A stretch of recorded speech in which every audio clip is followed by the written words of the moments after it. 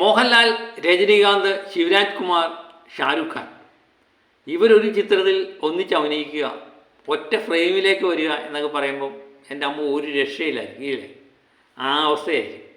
കാരണം ഇവർക്ക് എല്ലാവർക്കും തന്നെ അതായത് ഭാഷയിലും അന്യഭാഷയിലുമൊക്കെ ആരാധകർ കൂടുതലുള്ള 4 പേരാണ്. മോഹൻലാൽ എന്ന് പറഞ്ഞു കഴിഞ്ഞാൽ മലയാളികൾക്ക് മോഹൻലാൽ ഇല്ലാതെ എന്താഘോഷം എന്ന് ചോദിക്കുന്ന സമയമാണ്.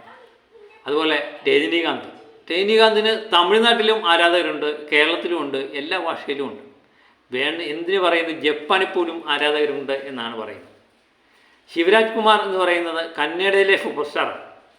ഷാരൂഖ് ഖാൻ ഹിന്ദിയിലെ ഷാരൂഖിന് തമിഴിലും ഹിന്ദിയിലും എല്ലായിടത്തും ആരാധകരുണ്ട്.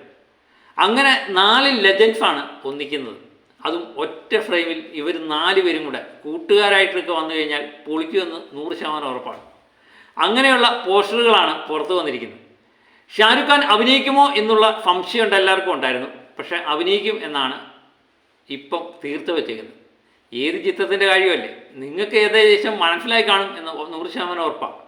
ജയിലർ 2, ജയിലർ 1 2023 ജയിലർ 1 വന്നു കഴിഞ്ഞപ്പോൾ വലിയ പ്രതീക്ഷയൊന്നും ആൾക്കാർക്കില്ല.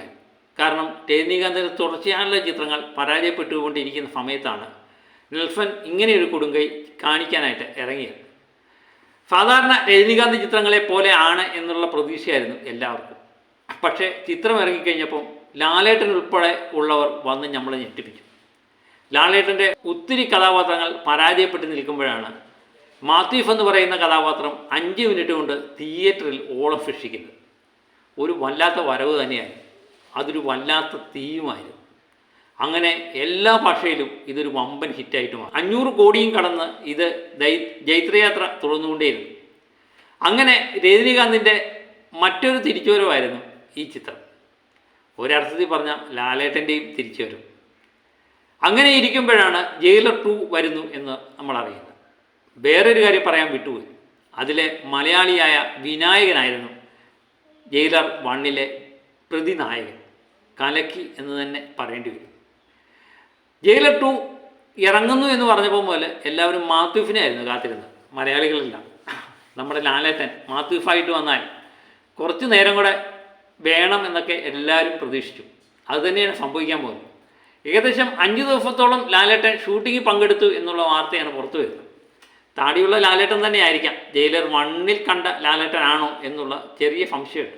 നീട്ടി വളർത്തിയ താടിയല്ല ഈ ചിത്രത്തിൽ എന്നാണ് പുറത്തു വരുന്ന വാർത്തകൾ. ഏതായാലും എന്താണെങ്കിലും ലാലേട്ടൻ തന്നെയാണ് അല്ലേ? കൂലി എന്ന ചിത്രത്തിൻ്റെ പരാജയത്തിന് ശേഷമാണ് രജനീകാന്ത് എത്തുന്നത്. രജനീകാന്തിനെ സംബന്ധിച്ചും വളരെ പ്രിയപ്പെട്ടതാണ് ജയിലർ 2. നെൽസൺ എന്ന് പറയുന്ന സംവിധായകനെ അത്രമേൽ പ്രതീക്ഷിക്കുന്നുണ്ട്. ശിവരാജ് കുമാർ കന്നഡയിലെ സുപ്രധാനമാണ്. ശിവരാജ് കുമാറും ഇതിനകത്ത് റോളിലെത്തി. അതിനിടയിലാണ് നമ്മുടെ ഷാരൂഖ് ഖാൻ കിങ് ഖാൻ അവതരിപ്പിക്കുന്നു എന്ന വാർത്ത പുറത്തു വരും. ഏതായാലും അത് സ്ഥിരീകരിക്കുന്ന റിപ്പോർട്ടാണ് പുറത്തു വരുന്നത്. ഏകദേശം 10 ദിവസത്തിൽ കൂടുതൽ കിങ് ഖാന് ഷൂട്ടിംഗ് ഉണ്ട് എന്നാണ് അറിയുന്നത്. ഒരു പോലീസ് ഓഫീസറായിട്ട് ഷാരൂഖ് ഖാൻ എത്തുന്നതായിട്ടാണ് വാർത്തകൾ വരുന്നത്. അങ്ങനെയാണെങ്കിൽ പൊളിക്കും. കാരണം രജനീകാന്തിൻ്റെ കൂട്ടുകാരാണല്ലോ മോഹൻലാലും ശിവരാജ് കുമാറും. അതിനോടൊപ്പം ഷാരൂഖ് ഖാനും കൂടെ ചേരുമ്പോഴുണ്ടല്ലോ ഒരു വല്ലാത്ത വൈബാണ്. ഏതായാലും പോസ്റ്ററുകൾ അനേകം പുറത്തു വന്നിട്ടുണ്ട്.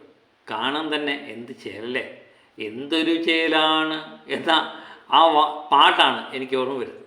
ഏതായാലും കാത്തിരുന്ന് കാണാം. ജയിലർ 2 ആവേശം വിതയ്ക്കുമോ എന്നറിയാൻ വേണ്ടി. വലിയ ഹൈപ്പൊന്നും ഞാൻ കൊടുക്കുന്നില്ല. കാരണം ഒത്തിരി ഹൈപ്പ് കൊടുത്തു കഴിഞ്ഞാൽ ചിലപ്പം നമ്മുടെ പ്രതീക്ഷയ്ക്കത്ത് ഉയർന്നില്ലെങ്കിൽ നമുക്ക് വളരെ നിരാശപ്പെടുത്തും അല്ലേ? വലിയ പ്രതീക്ഷയൊന്നുമില്ല, എന്നാലും കാത്തിരിക്കാം. ലാലേട്ടനും രജനീകാന്തും നെൽസണും അതുപോലെ ശിവരാജ് കുമാറും ഷാരൂഖ് ഖാനും കൂടെ ഒന്നിച്ച് വിസ്മയങ്ങൾ തീർക്കുമോ എന്നറിയാൻ വേണ്ടി. അത് ഏതായാലും തിയേറ്ററിൽ തന്നെ പോയി കാണേണ്ടി വരും, ഉറപ്പാണ്. അപ്പോൾ മറ്റൊരു വീഡിയോയുമായിട്ട് വീണ്ടും ഞാനെത്തും വരെ ഒക്കെ.